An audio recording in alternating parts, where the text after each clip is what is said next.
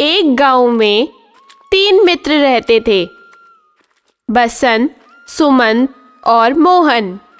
बसंत और सुमंत को एक खास तरह की विद्या आती थी। बसंत किसी भी हड्डी के ऊपर मांस और चमड़ी लगा देता था। सुमंत उस निर्जीव पुतले में जान डाल देता था। हालांकि मोहन भी उनका दोस्त था, मगर मोहन बहुत समझदार, विवेकशील और धैर्यवान था। बसंत और सुमंत अक्सर उल्टे पुल्टे काम करते रहते थे। वो किसी जानवर की हड्डी और उसके मांस को जोड़कर अक्सर उस जानवर को जिंदा कर देते थे।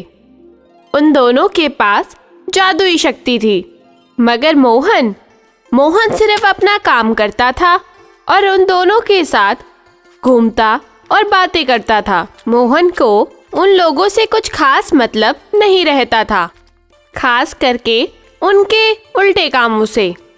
अरे मोहन, चलो जंगल में। कल मैंने भालू की हड्डी देखी है। उस हड्डी में मैं चमड़े लगाऊंगा और सुमंत उसको जिंदा करेगा। फिर उस भालू के बच्चे को हम अपने साथ लाएंगे। लेकिन तुमको उससे क्या मिलेगा? अरे हम सब मिल के उसके साथ खेलेंगे। नहीं, मैं तुम लोगों के साथ नहीं जाऊंगा। अरे बसंत, क्या बात करते हो तुम इससे? ये तो है ही डरपोक, ये अव्वल दर्जे का डरपोक है। ये है तो हमारा दोस्त, मगर हर काम में ये हमारी टांग खींचता है। मैं तुम लोगों की टांग नहीं खींच रहा। मैं तुम लोगों को समझाने की दृष्टि से कह रहा हूं कि तुम लोगों को ऐसे उल्टे काम नहीं करने चाहिए। सुनो, हमें मत बताओ, हमें सब पता है क्या सही है क्या गलत है। इस तरह से अक्सर उन लोगों की लड़ाई होती रहती थी। वो जब भी कोई उल्टा काम करने जाते तो मोहन उन्हें समझाता था और बोलता था, ऐसा ना करो। इस पर बसंत और सुमन चिढ़ जाते तथा मोहन को खरी खोटी सुनाने लगते थे। एक बार की बात है, दोनों जंगल में गए। बसंत और सुमंत के साथ उस दिन मोहन भी था। तीनों ने जाकर पहले अमरूद के पेड़ से अमरूद तोड़े और जी भर के अमरूद खाए। फिर तीनों खेलने लगे। खेलते खेलते बसंत की नजर एक हड्डी पे पड़ी। वो हड्डी बहुत बड़ी थी। बसंत ने सुमंत को बुलाया। अरे सुमंत, इधर आना। क्या बसंत? अरे इधर आओ, जल्दी आओ, एक चीज दिखानी है तुम्हें। अभी आया। क्या है बसंत? ये देखो सुमंत, ये हड्डी कितनी बड़ी है। मुझे लगता है ये किसी हाथी की हड्डी है। नहीं नहीं बसंत, ये किसी शेर की हड्डी है। दोस्त, बहुत दिन हो गए किसी जानवर को जिंदा किए हुए। आज मेरा मन कर रहा है इस शेर के ऊपर चमड़ी और मांस लगा के इसका पुतला मैं बनाऊं और तुम इसमें जान डाल देना। क्या बोलते हो? ठीक कह रहे हो दोस्त, बहुत दिन हो गए। आज तो इस शेर को जिंदा करते ही है।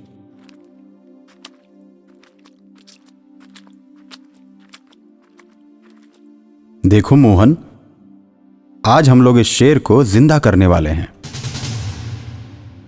तुम क्या कहते हो? अरे तुम लोगों का दिमाग खराब हो गया है। शेर अगर जिंदा हो गया तो हम सबको खा नहीं जाएगा। देखा ना बसंत, ये हर बात में हमारी टांग खींचता है। इससे तो बात ही करना बेकार है यार। इससे कुछ भी कहो तो ये हमेशा हमें ही समझाने लगता है, सिवाय इसके कि ये हमें हमारे काम में हाथ बटाए। ये गधा है, गधा। इतनी बात सुनकर मोहन को बहुत बुरा लगा, लेकिन वो वहां से गया नहीं और इन दोनों को अंत तक यही समझाता रहा कि ऐसा ना करो। मगर बसंत और सुमंत वो कहाँ किसी की सुनने वाले थे। देखते ही देखते बसंत ने उस कंकाल के ऊपर मांस और चमड़ी लगाकर शेर का पुतला बना दिया। पुतला बनाने के बाद इससे पहले कि सुमंत उसमें जान डालता, मोहन पास के एक पेड़ पे चढ़ गया और जैसे ही सुमंत ने उस शेर के पुतले में जान डाली, वो शेर उठ खड़ा हुआ और जिंदा होकर सबसे पहले बसंत और सुमंत को मारकर खा गया। मोहन को तो यह देखकर बहुत दुख हुआ कि उसके दोनों दोस्तों को शेर ने मार दिया, मगर वो दोस्त भी मोहन की कहाँ सुनते थे और नहीं सुनने का ही नतीजा था कि उन दोनों ने अपने प्राण गंवाए। इसलिए बच्चों, अगर कोई हमें अच्छी सलाह दे तो चाहे वो हमारा दोस्त हो या कोई अनजान, हमें जरूर विचार करना चाहिए। हो सकता है हम जिस काम को अच्छा समझ के कर रहे हो वो हमारे लिए बहुत खतरनाक साबित होने वाला हो। उस दिन भी अगर बसंत और सुमंत ने अपने दोस्त मोहन की बात मान ली होती तो शायद उन दोनों को अपनी जान न गंवानी पड़ती। इसलिए हमें सचेत होकर हर काम करना चाहिए।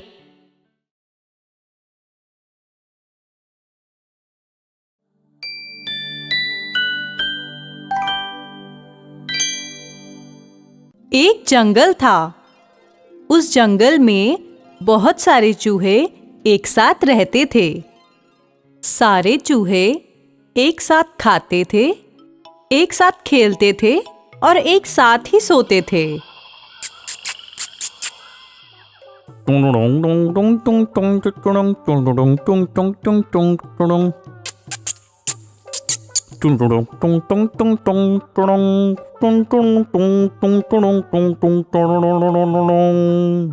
आहा, वो पेड़ यहाँ से कितना खूबसूरत दिखाई दे रहा है। तुम सब भी ऊपर आ जाओ, आओ मेरे साथ।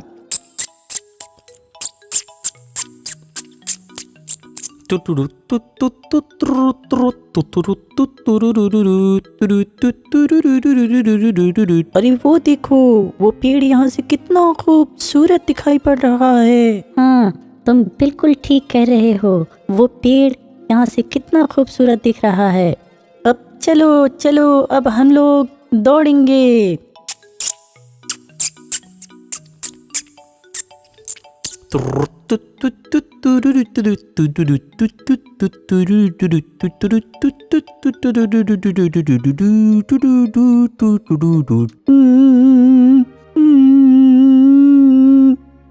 अरे मिंटू, तू रो क्यों रहा है? क्या हुआ? अभी मैं बाहर खेल रहा था, जब तक एक बड़ी सी बिल्ली ने मेरा पीछा किया। मैं गिर गया और जैसे तैसे करके अपनी जान बचाकर भागकर यहाँ आ रहा हूँ, वरना आज तो वो बिल्ली मुझे खा ही जाती। उसी वक्त दौड़ते हुए मुझे चोट लग गई। अरे ये तो बहुत ही चिंता की बात है। इधर बिल्ली कहाँ से आ गई? अब अगर हम लोग सुरक्षित नहीं रहे, वो तो हम लोगों के घर वालों को खा ही जाएगी। तुम बिल्कुल ठीक कह रहे हो। अब हम लोगों को चौकन्ना रहना पड़ेगा। ये सभी आपस में वहां बात कर ही रहे थे। तब तक वह खूंखार बिल्ली जो इन चूहों के घर के पास आ पहुंची थी, उसने इन चूहों पे हमला कर दिया।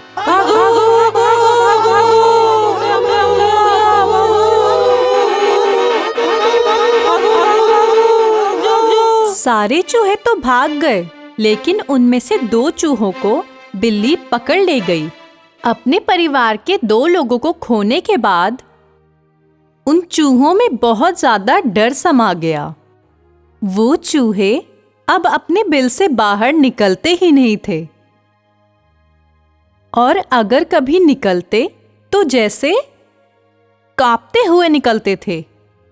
एक दिन यह सभी चूहे आपस में बैठ के बातें कर रहे थे। अरे भाई, हमें अब ये जगह छोड़ ही देनी चाहिए।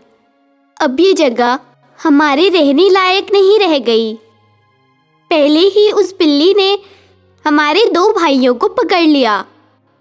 अब अगर हम यहाँ से नहीं भागे तो हम अपनी जान गंवा देंगे। इतने में वहां पर बिल्ली आ गई।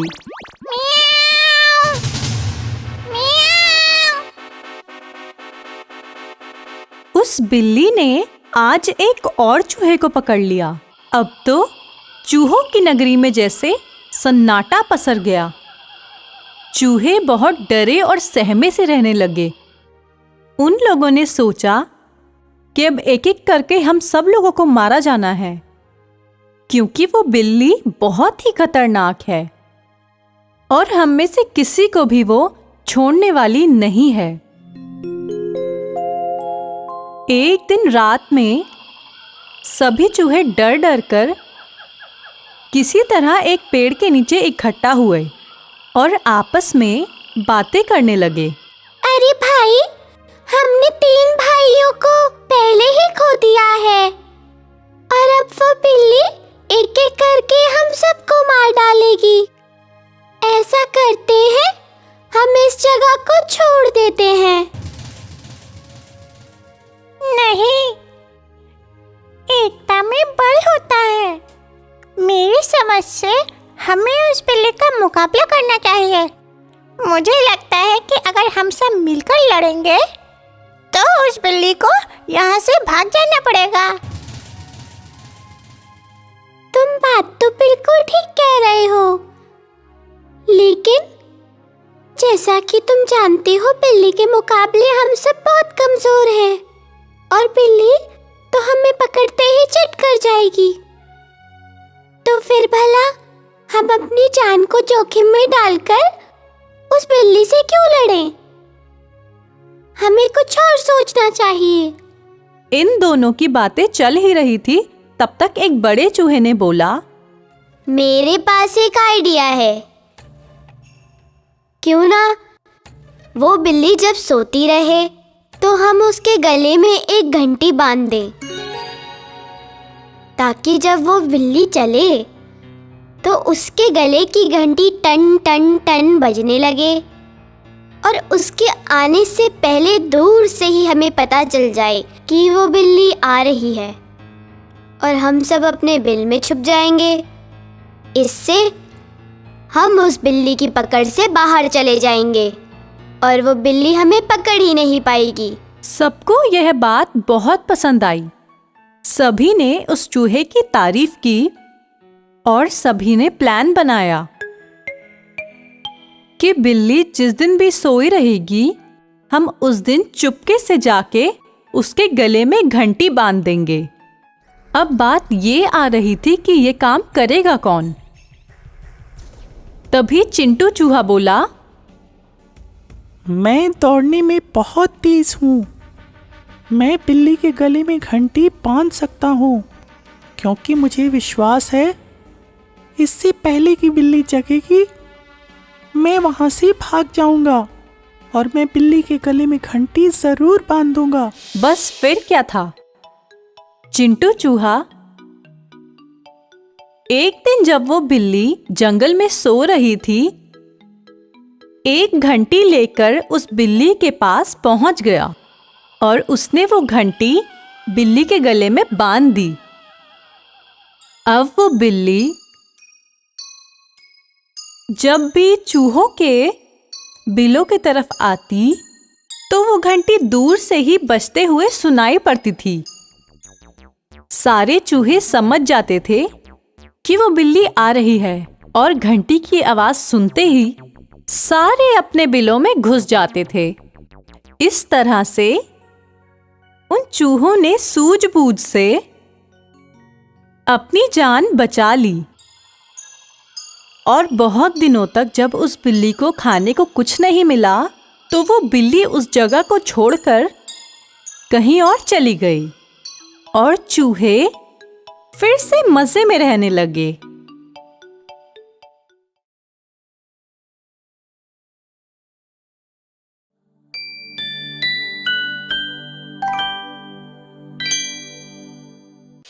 धोबी था। वो गांव भर के कपड़े धोकर लोगों को दिया करता था। वो धोबी बहुत मेहनती था। मेहनती होने के साथ साथ वो लोगों को उनके कपड़े समय से दे देता था, जिससे इलाके के लोग उसे बहुत पसंद करते थे। धोबी वैसे तो बहुत मेहनती था, मगर वो मूर्ख था। छोटी छोटी बातों पर वो ऐसी ऐसी गलतियां करता जो कि समझ से परे होती थी। उस धोबी के पास एक कुत्ता और एक गधा था। कुत्ता और गधा जी भरकर मेहनत करते थे। कुत्ता घर की रखवाली करता और गधा अपनी पीठ पर कपड़े लाद धोबी के साथ सुबह ही नदी के किनारे चल देता और शाम को जब धोबी कपड़े धोकर सुखा लेता तो फिर सूखे हुए कपड़ों की गठरी अपने पीठ पर रखकर गधा धोबी के साथ वापस अपने घर को आ जाता था। ऐसे ही उन तीनों की जिंदगी चल रही थी। धोबी गधे और कुत्ते की अच्छी देखभाल करता था। वह समय से गधे और कुत्ते को खाना देता और गधा और कुत्ता भी अपने मालिक से बहुत खुश थे।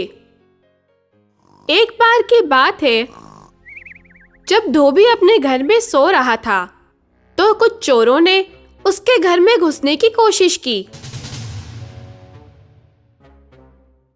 यह देखकर कुत्ता जोर जोर से शोर मचाने लगा। वह जोर जोर से भौंकने लगा। धोबी की नींद खुल गई।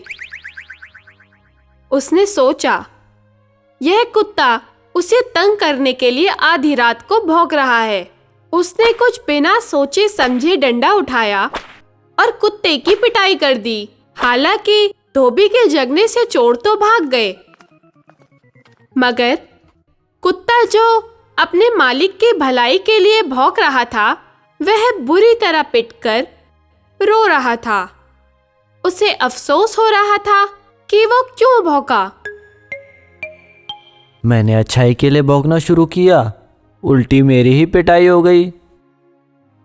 अरे भाई, तुम रो क्यों रहे हो? रोऊं ना तो क्या डिस्को डांस करूं? आज मैं बिना गलती के ही मार खाया हूं। कोई बात नहीं, एक साथ रहने पे छोटी छोटी बातें हो जाती है। तुम इससे छोटी बात कह रहे हो? अगर मैं शोर ना मचाता तो वो चोर आज सब कुछ चुरा कर ले जाते। मैंने मालिक को जगाया भी और मार भी खा ली। चलो जाने दो, भूल जाओ, अब जो हुआ सो हुआ। उस दिन के बाद अब कुत्ता आराम से सो जाता था। क्योंकि बिना गलती उसके पिटाई हुई थी तो अब वो नहीं भौंकता था। एक दिन दोबारा धोबी के घर में चोर घुसने की कोशिश कर रहे थे।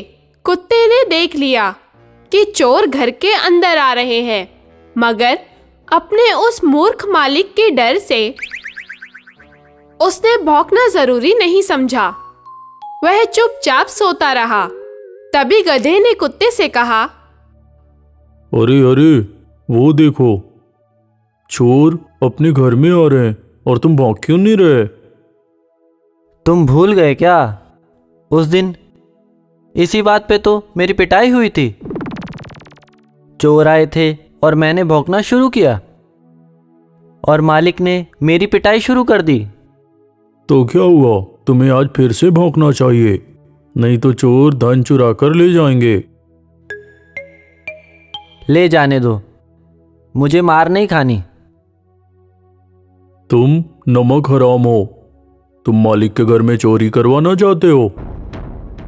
मैं नमक हराम बिल्कुल नहीं हूं, लेकिन अब मैं भौंक कर मार खाने से ज़्यादा अच्छा चुप रहना ही समझता हूं।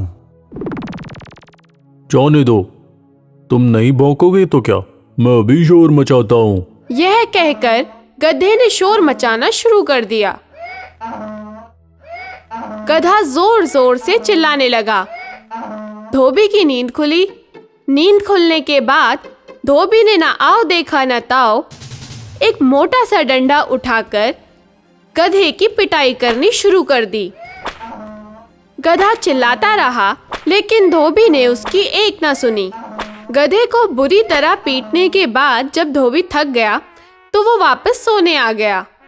गधा रोने लगा तो कुत्ते ने गधे से पूछा, क्यों भाई, मैंने तो मना किया था कि तुम शोर मत मचाओ, वरना तुम्हारी भी पिटाई हो जाएगी। भाई, आजकल भलाई का ज़माना नहीं है। आजकल अगर तुम किसी के भले की बात करो तो वो उल्टा तुम्हें ही डांटने लगता है, तुम्हें ही मारने लगता है। हमारा मालिक तो महामूर्ख है।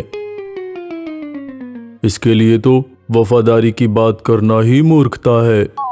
उस दिन के बाद कुत्ते और गधे दोनों ने यह निश्चय कर लिया कि अब चाहे कुछ भी हो, अपने मूर्ख मालिक को बचाने के लिए मार नहीं खानी है।